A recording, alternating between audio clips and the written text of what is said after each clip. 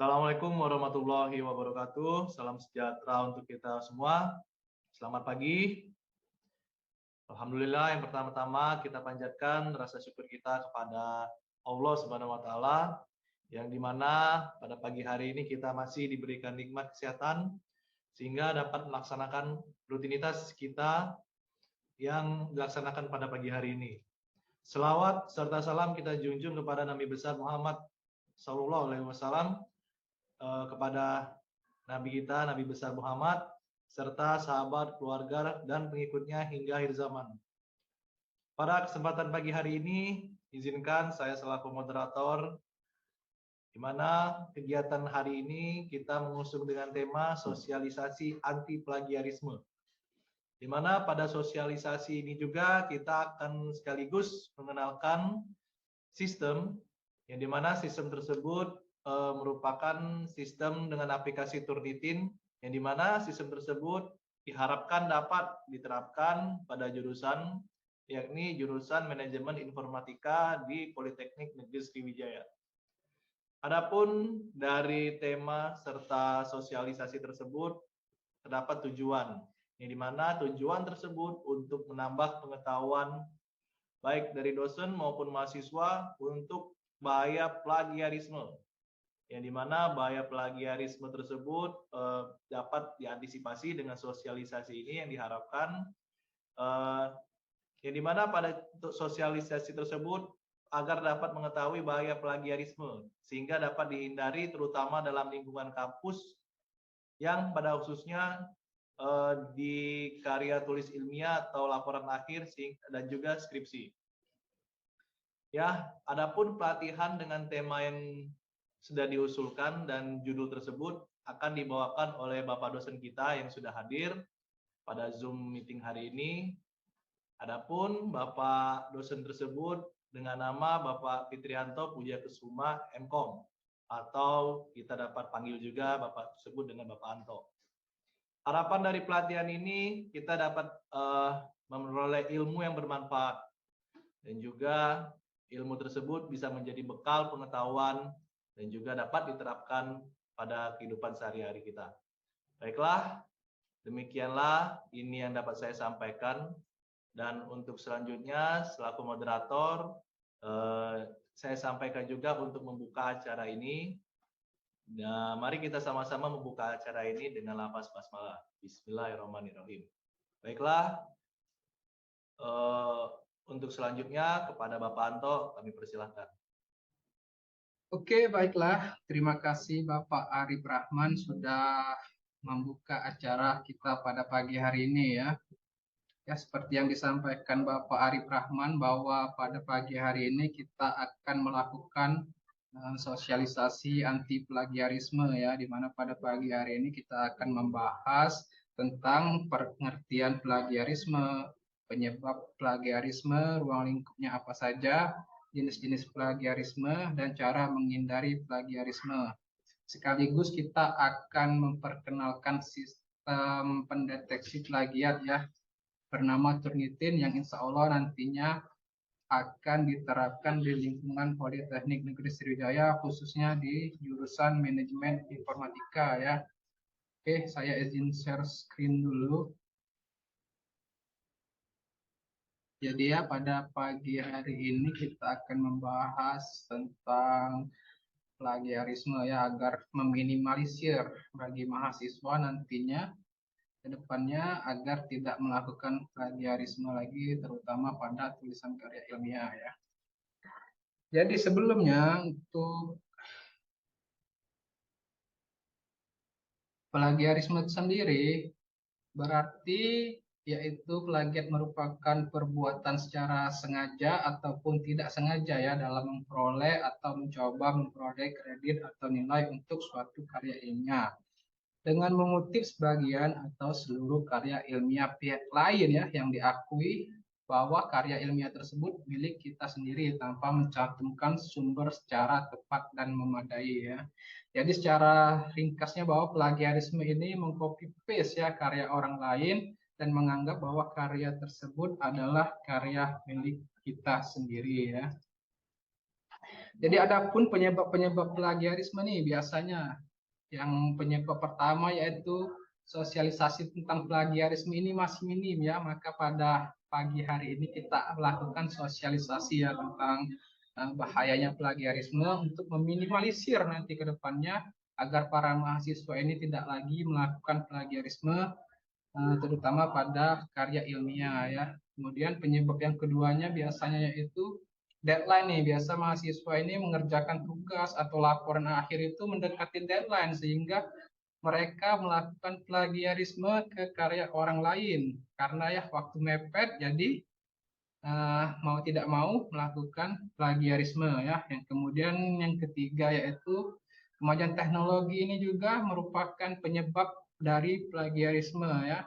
Karena kemajuan teknologi khususnya internet ini kan jadi dengan mudah mahasiswa ini mengambil sumber-sumber dari internet, di copy dan paste ke karya ilmiah sendiri. Yang ketiga yaitu tidak pahamnya paraphrase ya. Paraphrase ini nanti kita akan jelaskan di akhir acara ya. Oke.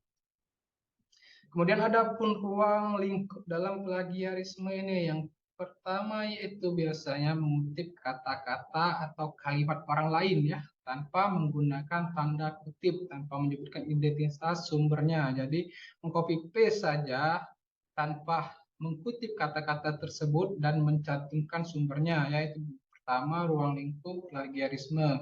Kemudian biasanya juga menggunakan gagasan, pandangan, atau teori orang lain tanpa menyebutkan identitas sumbernya ya.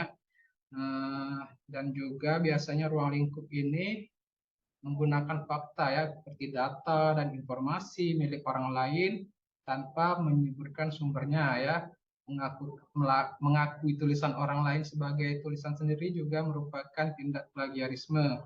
Kemudian menyerahkan suatu karya ilmiah yang dihasilkan atau telah dipublikasi pihak orang lain seolah-olah sebagai karya sendiri, yaitu ruang lingkup plagiarisme. Kemudian ada pun jenis-jenis plagiarisme ini secara garis besar ada 3 jenis plagiarisme ini. Yang pertama yaitu jenis plagiarisme berdasarkan aspek yang dicuri. Jenis kedua yaitu jenis plagiarisme berdasarkan kesengajaan, dan yang ketiga yaitu jenis plagiarisme berdasarkan pola yang digunakan ya. Ini akan kita bahas satu persatu ya nantinya. Oke, yang pertama yaitu jenis plagiarisme berdasarkan aspek yang dicuri ini. Biasanya yang pertama yaitu plagiat ide ya. Plagiat ide ini yang pertama itu seperti ide orang lain ya. Kita anggap bahwa itu ide orisinil dari kita, padahal itu ide orang lain ya. Walaupun plagiat ide ini memang agak sulit ya untuk dideteksi, tapi plagiat ide ya termasuk ke dalam plagiarisme berdasarkan aspek yang dicuri. Nah, kemudian plagiat kata demi kata nih. Tipe plagiat ini hampir sama dengan selfish copy ya, yang ini mengutip karya orang lain secara kata demi kata tanpa menyebutkan sumbernya ya itu kan. Jadi plagiasi ini dianggap terjadi karena skala pengutipannya sangat substansial ya. Jadi keseluruhan kata demi kata itu biasanya dikutip secara langsung tanpa mengubah apapun ya, sehingga seluruh ide atau gagasan penulisan benar-benar terambil. Jadi plagiasi seperti ini banyak dilakukan biasanya di karya tulis ilmiah ya. Kemudian ada juga plagiat sumber nih. Plagiat tipe ini memiliki kesalahan yang fatal biasanya karena tidak menyebutkan secara lengkap, selengkap-lengkapnya referensi yang dirujuk dalam kutipan ya. Jadi sumbernya itu tidak jelas. Kalian mengutip saja tapi tidak mencantumkan sumber dari mana tulisan itu didapat ya, itu plagiat sumber. Dan kemudian juga ada plagiat kepengarangan. Jadi tindakan ini terjadi atas dasar kesadaran dan motif kesenjangan untuk membohongi publik biasanya. Misalnya seperti kalian mengganti cover buku atau sampul karya tulis orang lain dengan cover atas nama kita sendiri tanpa seizin yang punya karya tulis tersebut ya. Oke, itu tadi plagiarisme berdasarkan aspek yang dicuri. Kemudian ada juga jenis plagiarisme berdasarkan kesengajaan ya. Yang pertama yaitu plagiat dengan sengaja ya. Jenis plagiarisme ini ditunjukkan dengan melakukan secara sadar, menggunakan, meminjam, menciplak karya orang lain baik berupa ide, gagasan, kalimat, dan teori tanpa mencantumkan sumber referensinya. Jadi ya, plagiat ini memang dilakukan dengan sadar, dengan penuh kesadaran bahwa kalian menciplak karya orang lain tanpa mencantumkan sumber referensinya ya. Kemudian yang kedua yaitu plagiat tidak disengaja ya. Jenis plagiat ini dilakukan saat seorang tidak sengaja ya atau tidak tahu bahwa jenis yang mereka copy paste itu ya mereka tidak sadar bahwa mereka sudah menggunakan atau menjiplak karya orang lain, ide-ide, gagasan, kalimat dan teorinya ya. Ada juga plagiat tidak disengaja. Kemudian ada pula jenis plagiarisme ini berdasarkan pola yang digunakan ya. Yang pertama yaitu plagiat total ya, yaitu plagiarisme ini yang dilakukan seorang penulis ya, kita sebagai pembuat karya ilmiah dengan cara menjiplak atau mencuri hasil karya orang lain keseluruhannya ya, mungkin sebagai karya sendiri. Ini plagiat total ya, secara keseluruhan ya, dia menjiplak tanpa diubah sedikit pun ya. Ada juga plagiat parsial ini, cara menjiplak hasil karya orang lain untuk menjadikan hasil karya sendiri dengan mengambil pernyataan, landasan teori, sampel, metode analisis tanpa menuliskan sumbernya, yaitu parsial ya ini ya. Kemudian ada juga auto plagiasi deh, plagiat terhadap karya sendiri biasanya. Misalnya kan kita menulis suatu artikel ilmiah, kita mengcopy paste bagian-bagian tertentu dari hasil karya kita sendiri ya dalam yang sudah diterbitkan kan, kita ambil yang sudah ada, kita copy paste lagi sebagai karya lainnya ya untuk dipublikasi lagi, itu auto plagiasi ya. Kemudian juga ada yang terakhir yaitu plagiarisme antar bahasa ya. Biasanya ini kalian menerjemahkan saja nih, ada karya dari luar negeri, misalnya dari Inggris, kalian menerjemahkan suatu karya tulis ke bahasa asing ini ke dalam bahasa Indonesia ya. Nah, ini juga termasuk plagiarisme antar bahasa ya. Oke, ya, adapun cara-cara yang dapat kita lakukan untuk menghindari terjadinya plagiarisme ini ya. Yang pertama, kita dapat menggunakan dua tanda kutip ya. Kita mengutip secara langsung jika mengambil suatu kalimat ya. Kita sebutkan sumbernya dari mana kita dapat kutipan itu. Jadi kita dapat terhindar dari plagiarisme ya. Kita sumbernya dari mana, kita dapat kata-kata atau kalimat tersebut, kita kasih sumber dari mana kita melakukannya ya. Kemudian yang kedua, melakukan paraphrase ini ya, dengan tetap menyebutkan sumber aslinya ya. Ini nanti selanjutnya kita akan bahas ya mengenai parafrasa ini.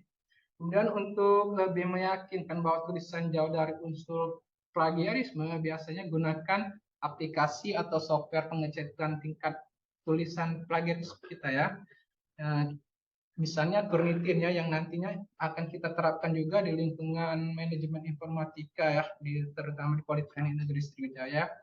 Dan yang terakhir yaitu yang setelah kita lakukan pada saat ini ya, kita melakukan sosialisasi terkait bahayanya plagiarisme ya. Ini untuk meminimalisir untuk terjadinya plagiarisme di lingkungan Politeknik Negeri Sriwijaya ya.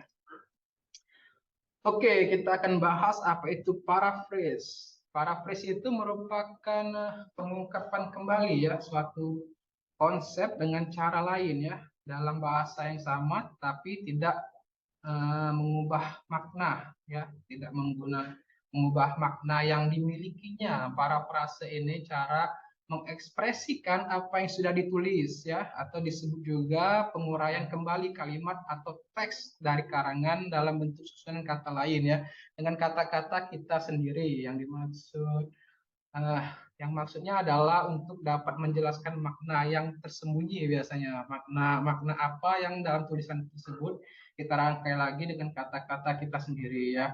Dapat disimpulkan bahwa paraphrase ini adalah upaya menyajikan kembali atau penulisan ulang sebuah konten yang sudah dibuat oleh orang lain menggunakan kata-kata kita sendiri tanpa mengubah maknanya ya sama sekali. Oke. Adapun jenis-jenis paraphrase ini yang pertama yaitu paraphrase dengan cara perubahan tata bahasa ya. Jadi dalam jenis paraphrase ini adalah pengubahan tata bahasa pada teks biasanya. Mulai dari kata kerja, kata benda, hingga kata sifat, hingga kata keterangan diganti menggunakan kata-kata yang baru ya. Hanya bentuk kata yang diubah tanpa mengganti makna dari kata yang tersebut ya, atau kalimat yang kita kutip tersebut ya. Kemudian jenis-jenis paraphrase yang kedua yaitu perubahan struktur kalimat ya. Biasa jenis paraphrase ini menunjukkan adanya perubahan pada struktur kalimat. Misalnya dalam kalimat aktif menjadi kalimat pasif atau sebaliknya ya. Paraphrase yang mengubah struktur kalimat dapat dilakukan guna memperlihatkan intervensi dari seorang penulis terhadap konten aslinya, yaitu paraphrase dalam perubahan struktur kalimat ya. Kemudian ada juga jenis paraphrase dengan pengurangan klausul. Jenis paraphrase yang satu ini fokusnya pada pengurangan jumlah klausa dalam sebuah kalimat ya. Cara yang digunakan adalah memasukkan frase ke dalam kalimat, namun sekali lagi tidak mengurangi makna yang dalam kalimat ya, nggak ada dalam kalimat. Kemudian ada juga parafrase dengan cara pergantian sinonim ya atau persamaan kata. Paraphrase jenis ini merupakan bentuk atau jenis paraphrase yang paling sederhana ya, yang ini dengan mengganti kata-kata ke dalam teks atau kalimat dengan menggunakan atau memakai kata-kata yang mirip atau sinonim ya, persamaan katanya dari kalimat tersebut. Dan ada juga paraphrase bebas ini, paraphrase dalam hal ini paraphrase yang tidak wajib digunakan kata-kata aslinya suatu karya rujukan untuk membangun karya sastra lain. Meskipun dalam hal ini tetap mempertahankan inti dari makna karya tersebut, maksud dari jenis paraphrase ini adalah adanya kebebasan penulis ya dalam memilih kata yang diinginkan atau tidak diinginkan ya, paraphrase bebas. Jadi bebas kalian mau menulis bagaimana ya paraphrase ini ya. Kemudian paraphrase yang terakhir yaitu paraphrase terikat.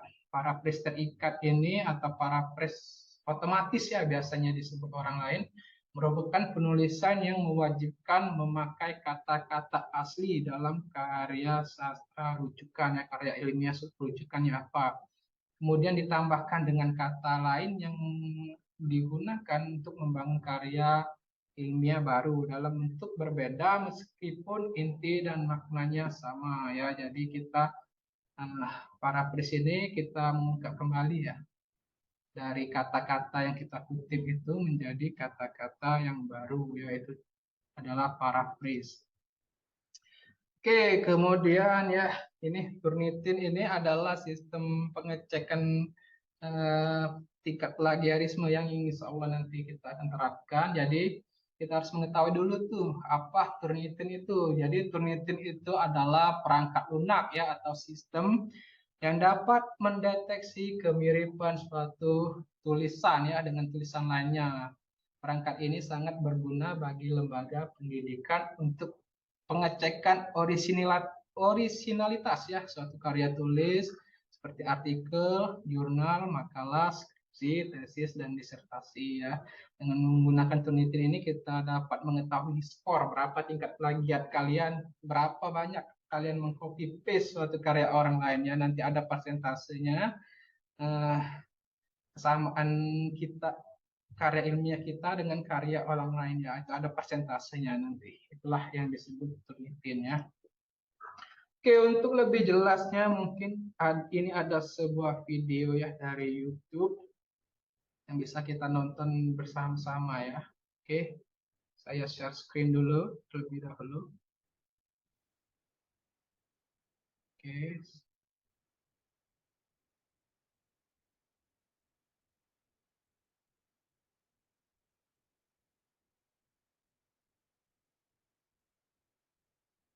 YouTube.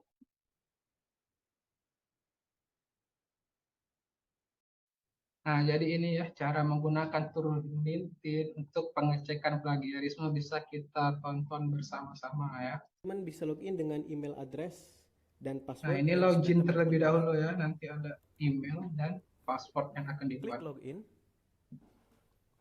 Lalu pilih cek di sini pada home.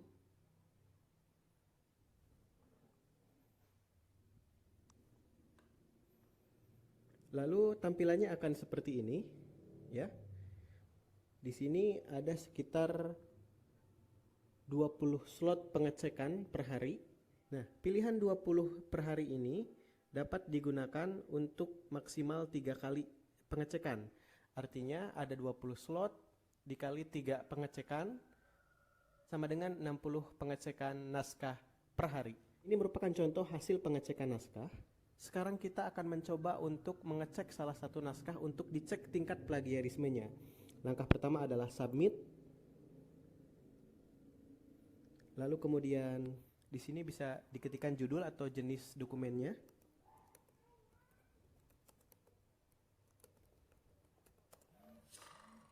Cara menguploadnya, bisa mengupload langsung dari komputer atau laptop, bisa langsung diupload dari Dropbox, bisa diupload langsung dari Google Drive bagi teman-teman yang sudah terbiasa menggunakan aplikasi Google Drive.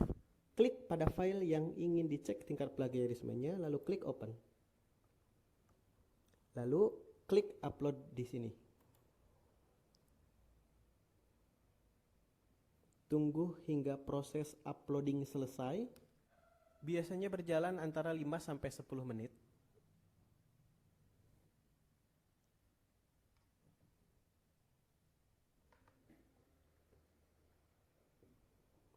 Dan klik confirm jika sudah.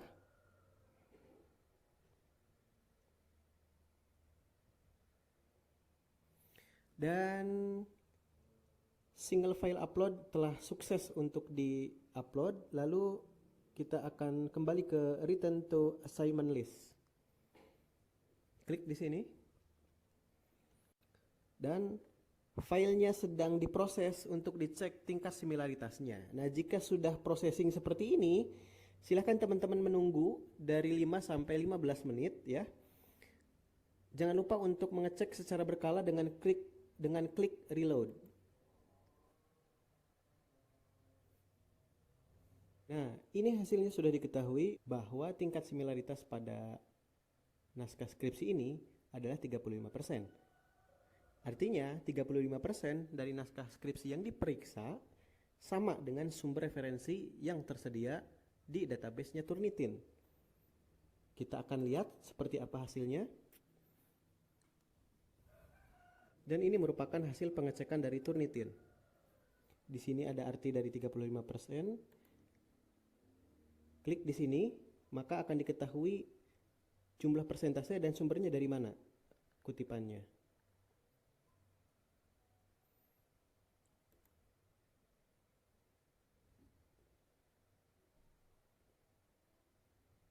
Lalu klik di sini untuk mengurutkan dari yang terbanyak dikutip sampai yang terkecil.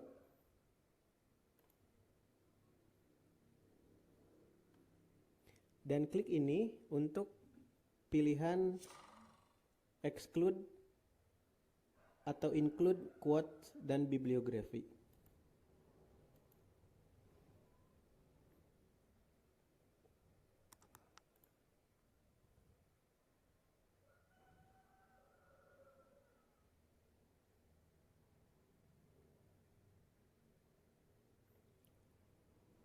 Oke, jika teman-teman ingin mendownload hasilnya dan hasilnya ini dapat diserahkan ke kampus atau ke pengelola jurnal sebagai syarat tingkat similaritas, maka tinggal klik panel download yang ini.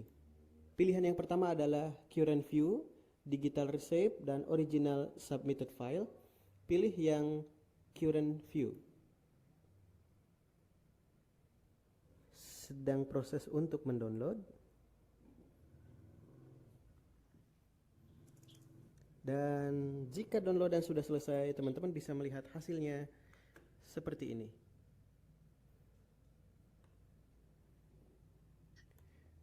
Hasil pengecekan yang tadi sudah di-convert ke dalam bentuk PDF. Dan ini bisa teman-teman jadikan patokan untuk merevisi naskah skripsinya kembali dengan cara parafrase atau menggunakan sinonim. Cara mengurangi similaritas nanti akan kita bahas di segmen video selanjutnya.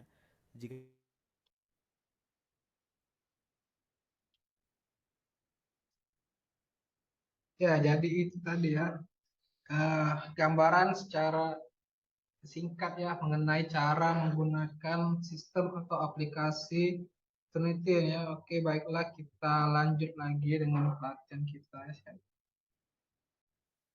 Jadi tadi cara penggunaan Turnitin ya sudah dijelaskan dalam video YouTube tersebut. Adapun tips-tips untuk lolos dalam uji Turnitin, yang pertama kita harus melampirkan sumber dengan jelas ya. Jadi dari mana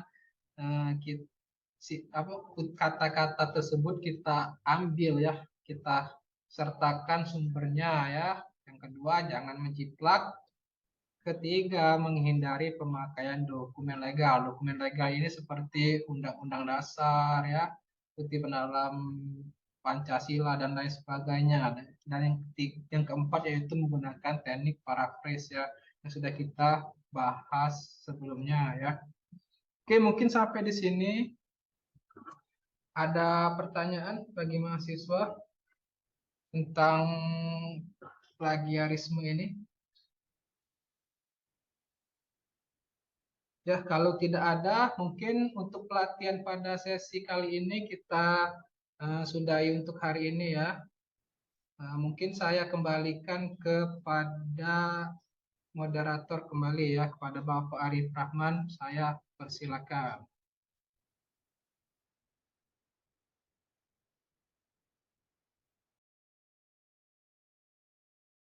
Baik, Pak Anto. Sebelumnya terima kasih atas materi yang sudah disampaikan. Semoga menjadi bekal pengetahuan kita semua dan akan menjadi hal yang baik dan bermanfaat untuk kemudian. Baik, dengan selesainya materi yang telah disampaikan oleh Pak Anto, maka berakhir pula acara sosialisasi yang dilaksanakan pada pagi hari ini. Dengan berakhirnya acara hari ini, mari kita semua mengucapkan lafaz hamdalah. Alhamdulillah, birabbil alamin. Demikian acara Zoom meeting pada hari ini. Acara sosialisasi kami tutup. Saya selaku moderator, apabila ada salah mohon maaf, kepada Allah saya mohon ampun. Wabillahi taufik wal hidayah. Wassalamualaikum warahmatullahi wabarakatuh.